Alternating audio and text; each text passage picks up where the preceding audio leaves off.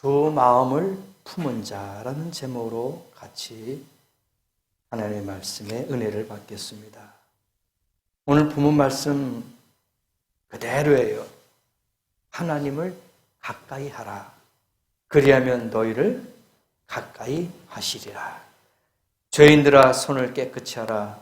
두 마음을 품은 자들아 마음을 성결케 하라. 그렇게 나와 있어요. 어떤 사람이 만유인력을 발견한 아이작 뉴턴에게 위대한 인물이 되는 비결을 물었습니다. 이 물음에 뉴턴이 위대한 사람은 마음을 흐트리지 않고 한 곳으로만 쓴다. 어떤 일에 포부가 있으면 그 일에 전념한다 하는 것이 성공의 비결이다. 그렇게 이야기했습니다. 그러니 한마디로 초지일관 하나만 갖고 정도를 가는 거예요. 흔들리지 않는 겁니다. 오늘 본문 말씀에도 두 마음을 품어 모든 일에 정함이 없는 자로다 라고 책망하고 있습니다. 두 마음을 갖고 있으면 정할 수가 없어요. 그래서 책망하는 겁니다. 두 마음을 품은 자는 믿음의 일뿐만 아니라 세상의 그 어느 일에도 성공할 수 없고 목적을 달성할 수가 없다는 거예요. 그래서 시편 기자가 이야기합니다. 내가 두 마음을 품은 자를 미워하고 주의 법을 사랑하나이다. 시편 119편 3절 말씀을 기록하고 있어요.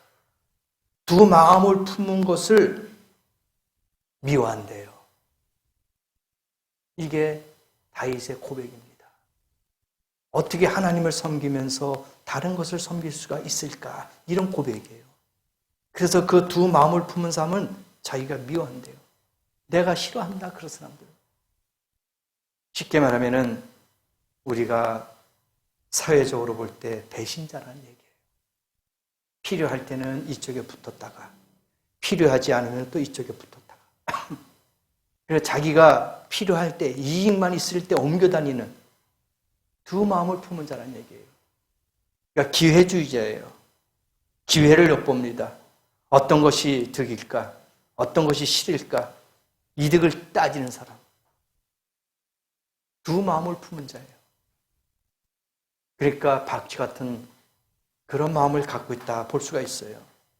그래서 성경에 보면은 두 마음을 품어 비극적 인생을 산 사람들이 있어요. 두 마음을 품었기 때문에 비극적인 삶을 살았어요. 성경이 우리에게 경고하고 있는 비극의 주인공들은 다 두 마음을 품은 자예요.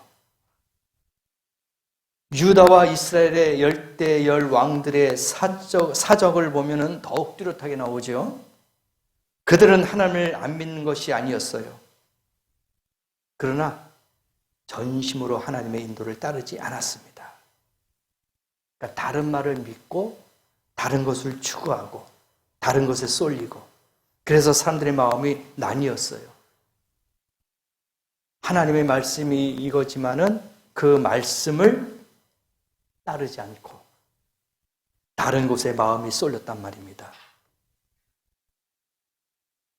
오늘 이 시간에도 혹시나마 우리가 두 마음을 품은 사람들이 있을까? 오늘 이 말씀을 보면은 엘리야의 책망을 다시 한번 들여다볼 것입니다. 열왕기상 18장 21절에 보니까 엘리야가 책망을 하고 있어요. 너희가 어느 때까지 두 사이에서 머뭇하려느냐? 여호와가 만일 하나님이면 그를 쫓고 바알이 만약 하나님이면 그를 쫓을지니라. 그러니까 백성들에게 엘리야가 책망하고 꾸짖고 있는 거예요. 보니까 너무나 답답해. 하나님과 바알에서 중간에서 갈팡질팡하고 있는 거예요. 그래서 엘리야가 이야기하는 거예요. 너희들에게 선택권을 주겠다. 하나님이 진짜 하나님이라면 이쪽으로 쓰고 바알이 하나님이라면 이쪽으로 서라. 왜 너희가 그 사이에서 갈팡질팡하느냐? 책망하는 거예요. 혹시나 여러분도 이 아침에 이렇게 갈팡질팡하는 사람이 있습니까? 주님을 선택해야 될 줄 믿습니다. 하나님을 선택해야 돼요. 바알신을 따라가다가는 멸망의 길로 갈 수밖에 없습니다. 엘리야가 하나님께 명하신 모든 일을 다 마치고 하나님 앞에 스스로를 내동댕이 치면서 외친 말이 있어요. 그 말씀이 열왕기상 19장 10절 말씀에 엘리야가 고백했어요. 외쳤습니다. 이스라엘 자손이 주의 언약을 버리고 주의 단을 헐며 칼로 주의 선지자들을 죽였음이오며 오직 나만 남았거늘 저희가 내 생명을 찾아 취하려 하나이다. 그러니까 이스라엘 자손들이 선지자들 다 죽였어요. 하나님의 단을 다 헐어버렸습니다. 언약을 다 깨트려버렸어요. 그러니까 이 엘리야가 위태로운 거야. 나 혼자 남았는데 나도 또 저들에게 발각돼가지고 죽을 수밖에 없다 하면서 하나님 앞에 자기의 심정을 고백하고 있는 거예요. 하나님, 다 죽었습니다. 하나님의 단도 다 저들이 무너뜨렸습니다. 하나님 말씀도 다 언약도 깨트렸습니다. 이방신을 섬기고 있습니다. 그러면서 하나님의 선지자들 다 죽이고 있습니다. 나 혼자 이렇게 남았습니다. 어떻게 됩니까? 그러나 엘리야의 시대를 생각할 때 하나님 신앙을 완전히 버린 바알 신앙 1세기였다고 추정할 수 없다고 볼 수도 있어요. 100% 바알을 추종했다. 그렇게 보기는 어렵다는 거예요.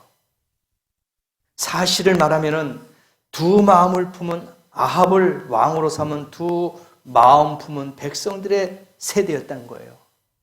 그러니까 그들은 엿보고 있는 거예요. 이것이 좋을까, 저것이 좋을까, 간을 보고 있다는 거예요. 완전히 바알 쪽으로 쏠린 것도 아니지만 완전히 그렇다고 하나님 쪽으로 쏠린 것도 아니에요. 두 마음을 품고 있었던 거예요. 그래서 엘리야가 이야기한 거 아닙니까? 왜 너희들은 반반이냐, 갈팡질팡하느냐 이거예요. 필요에 따라서, 현실에 따라서 움직이는 그 믿음과 그 신앙, 책망하고 있다는 거예요. 오늘 여러분도 이런 마음을 갖고 있다면 오늘 이 아침에 이러한 책망의 소리를 들어야 돼요. 우리는 하나님 앞에 믿음으로 나왔습니다. 하나님만이 우리의 참된 유일하신 하나님인 줄 믿습니다. 그분 외에는 어떤 신이 있겠어요? 없습니다. 그들이 하나님을 안 믿은 것도 아니고 그러나 동시에 바알 신도 믿었다는 거예요. 그래서 여기에 아합 왕의 비극이 있었던 겁니다. 두 마음을 품은 것은 불신과 다름이 없어요. 불신입니다. 두 마음을 갖고 있는 것은 불신이다. 믿지 못하는 거예요. 왜? A라는 쪽으로 가니까 자기가 믿는 대로 생각대로 이게 나타나지가 않아요. 그래서 불신하게 되는 거예요. 내가 하나님을 믿고 있지만 내가 정말 과연 하나님께서 이것을 들어주실까? 이렇게 역사하실까? 이렇게 나타나실까? 이렇게 행하실까? 자꾸 의심스러운 생각을 갖고 있는 거야. 그러다가 자기가 원하는 곳에 이루어지지 않으면 마음이 바뀌는 거예요. 이게 불신이에요. 믿지 못하는 겁니다. 오래 참지 못하는 거예요. 오히려 순수한 불신보다 더 악한 거예요. 두 마음을 품은 자는 너무나도 쉽게 꼭두각시 불신앙의 신앙이 됐다는 거예요. 불신앙의 꼭두각시가 바로 두 마음을 품은 자다 이거예요. 이세벨, 음녀라고 합니다. 불신앙의 표본이 된 이세벨은 무엇이든지 맡길 것이 없이 다 자기 마음대로 해치웠어요. 두 마음을 품은 자는 사단의 활동 앞에서 허허 벌판만 같다고 그렇게 이야기합니다. 거칠 게 없어요. 내가 두 마음을 품고 있는 동안에는 내 자신에게 미치는 손실을 말할 것도 없거니와 나를 기대하고 나로 말미암은 모든 선한 역사와 활동도 막대한 피해를 입게 된다는 거예요.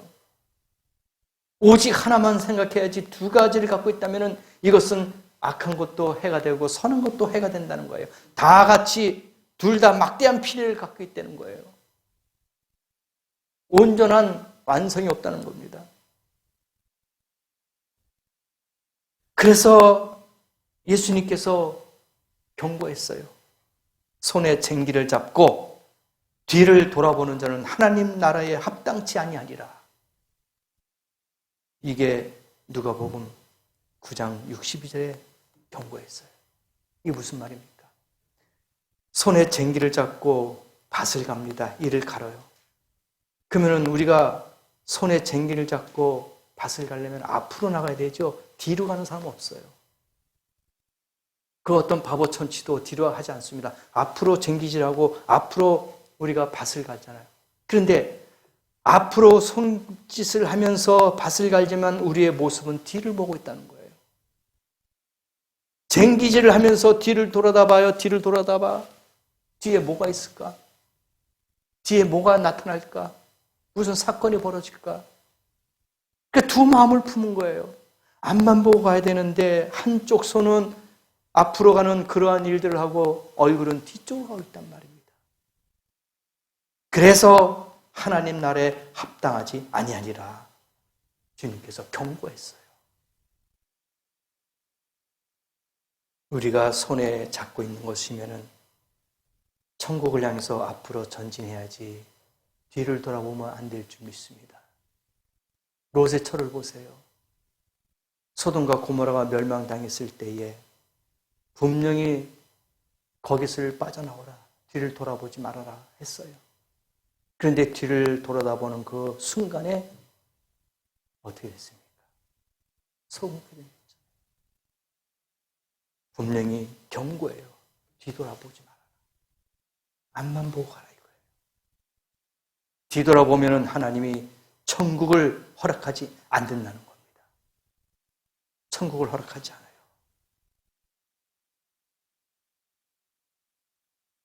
뒤를 돌아다본 롯의 아내가 남긴 소금 기둥은 우리에게 큰 교훈과 경고가 되고 있어요.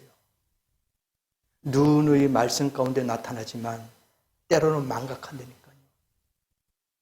우리 인간은 망각의 동물이에요. 금방 잊어버립니다.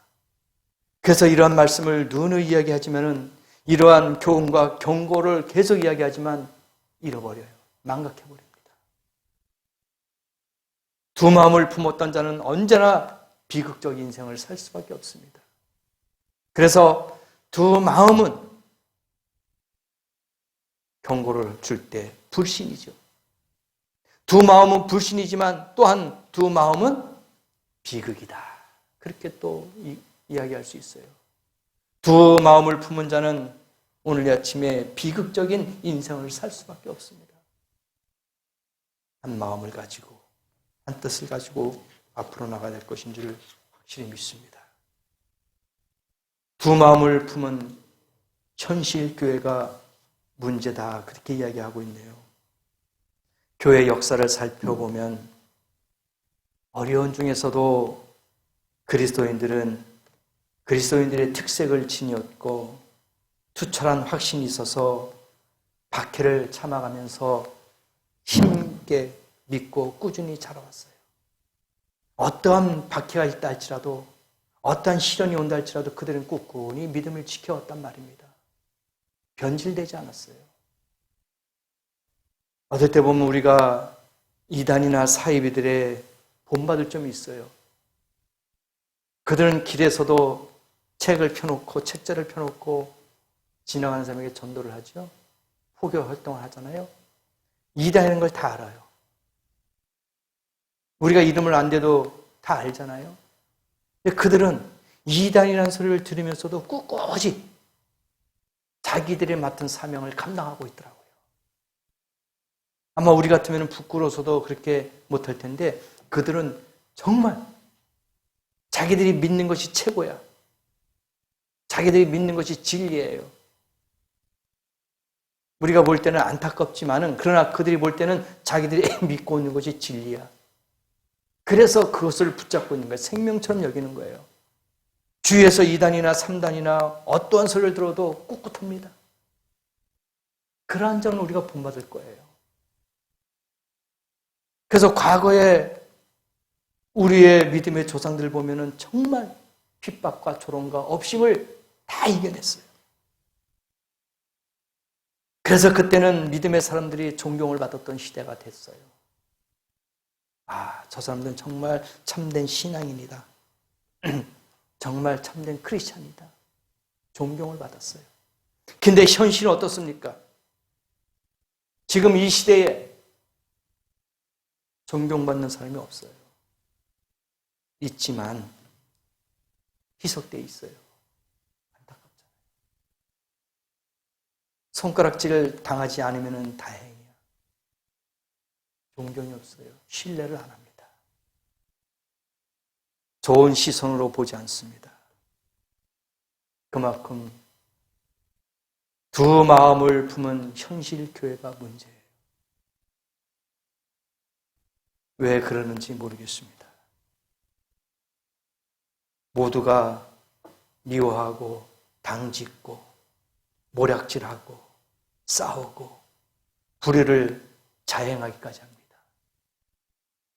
이게 교회 내에서 이루어지는 거예요. 교회가 어떤 맛을 내야 됩니까? 소금이 돼야 돼요. 근데 이 소금이 짠 맛을 이제는 뭘로 바뀌었습니까? 초로 바뀌었어요. 식초로. 그리고 단맛으로 사탕으로 바뀌었어요.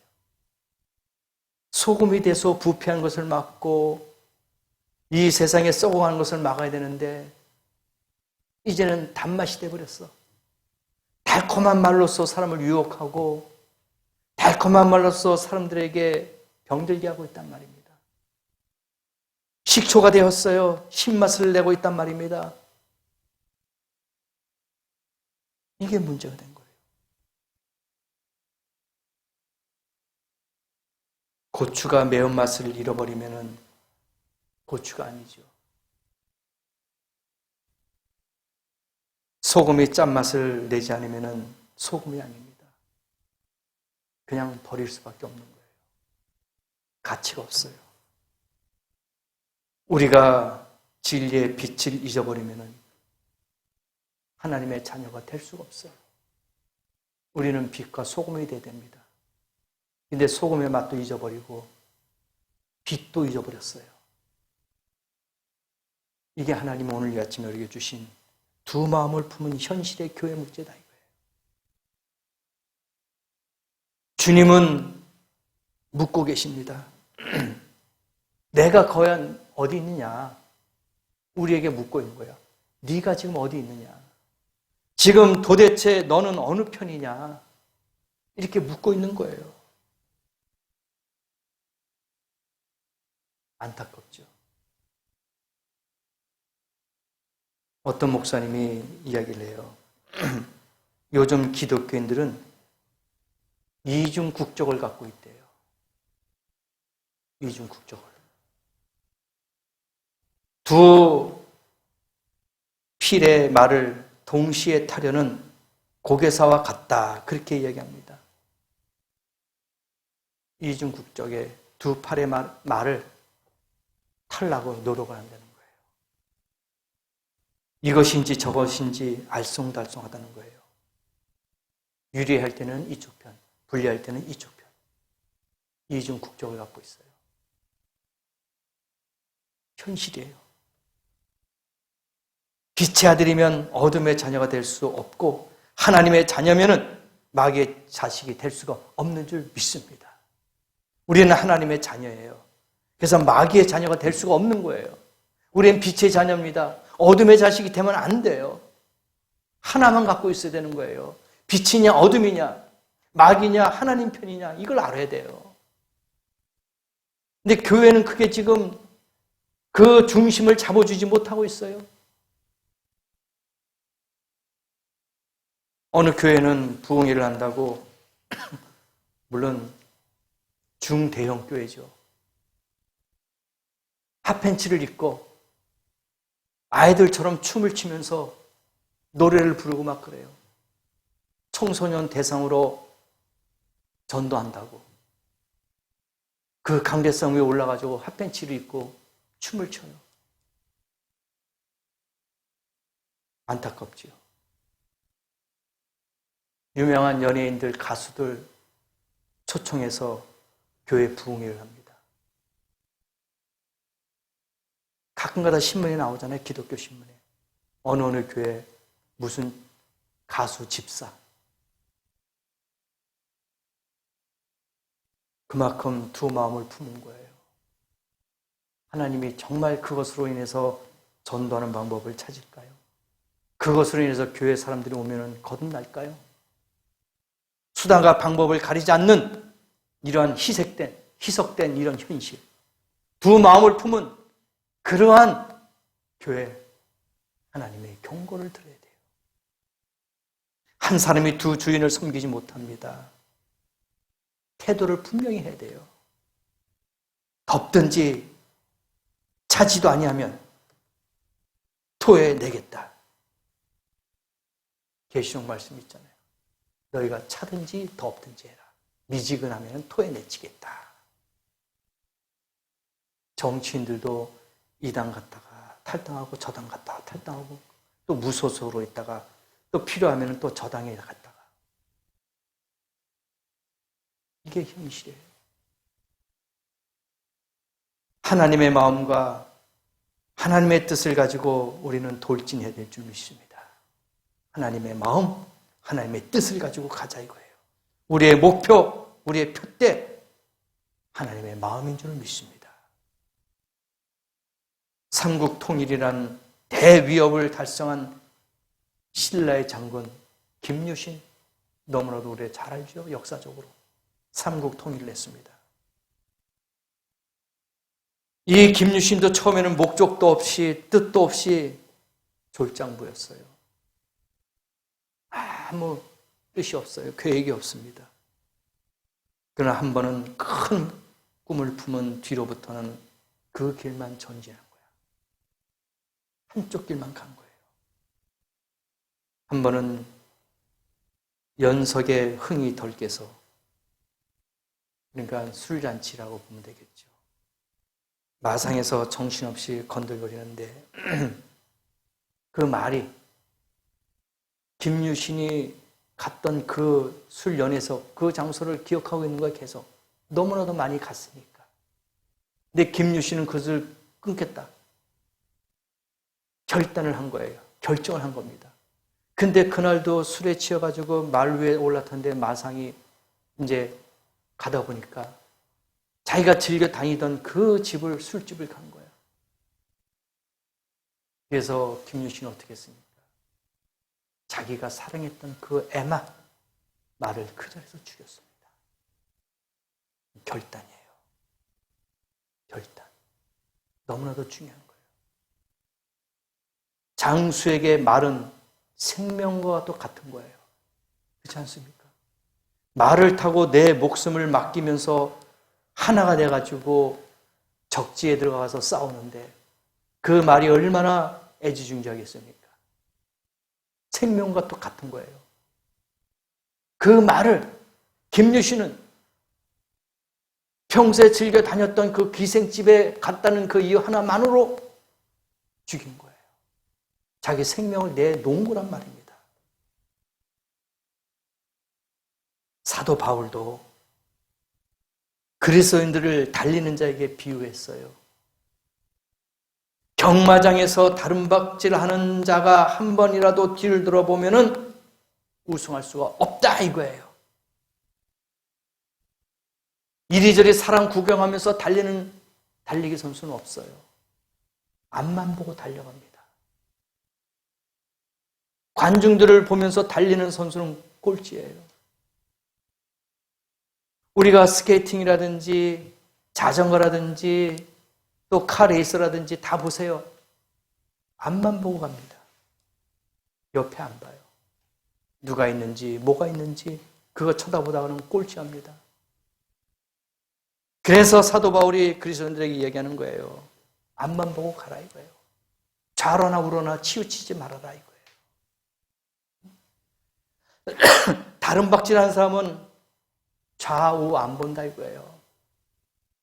우리가 천국 가는 사람들 아닙니까? 하나님 나라 가는 사람 아닙니까? 그러면 앞만 보고 가야 돼요. 오른쪽에 왼쪽에 뭐가 있을까? 시험 듭니다. 앞만 보고 달려가야 되는 거예요. 우리는 지금 경주하는 거예요. 나 자신과 싸우는 것이고 마귀 사탄과 싸우는 것이고 유혹과 시험과 세상의 미혹에서부터 싸우고 있는 거예요. 그런 성도가 돼야 되지. 세상의 육신, 세상의 정욕에 빠져 있으면 안 된단 말입니다. 무거운 것과 얽매기 쉬운 죄라고 사도 바울이 이야기했어요. 우리에게 무거운 것, 우리에게 얽매운 것은 죄다. 세상 사람은 운명에 맡긴다는 체념 속에 살지만 우리는 은혜로서 분명히 하나님의 뜻을 알고 그 길을 알고 결말에 상세히 알고 있는 믿음의 성도인 줄 믿습니다. 우리에게는 운명이 없어요. 행운이 없어요. 우연이라는 게 없습니다. 다 하나님의 계획 가운데 움직여지고 있는 거예요. 그래서 우리는 이 시간에 하나님의 뜻을 알고 그 길을 가는 자만이 결과가 어떻게 나타난다는 것을 알고 있지 않습니까? 바로 천국이에요. 세상 사람들은 이기적인 야심을 가지고 애를 쓰지만은 우리 그리스도인들은 이미 그리스도께서 문자 그대로 일체 전부를 우리를 위해서 다 드렸어요. 희생했어요. 그래서 우리는 그 발자취만 따라가는 것뿐이에요. 그 길이 생명의 길. 그 길이 은혜의 길이란 말입니다. 그래서 고린도전서 9장 25절에 사도 바울이 이야기합니다. 저희는 썩을 멸류관을 얻고자 하되 우리는 썩지 않을 멸류관을 얻고자 하노라. 그들이 세상으로 달려가는 사람은 두 마음을 품은 자는 썩을 멸류관을 위해서 달려가는 것이고 우리는 하나님을 향해서 가는 사람들은 썩지 않을 멸류관을 위해서 달려간다 이거예요. 오늘 저와 여러분은 썩지 아니할 멸류관을 위해서 걸어가는 성도 되길 원합니다. 우리는 결단의 사람, 결심의 사람, 의지의 사람이 되어서 그리스도를 향해서 달려가야 됩니다. 의지가 있어야 돼요. 결단이 있어야 돼요. 결심이 있어야 됩니다.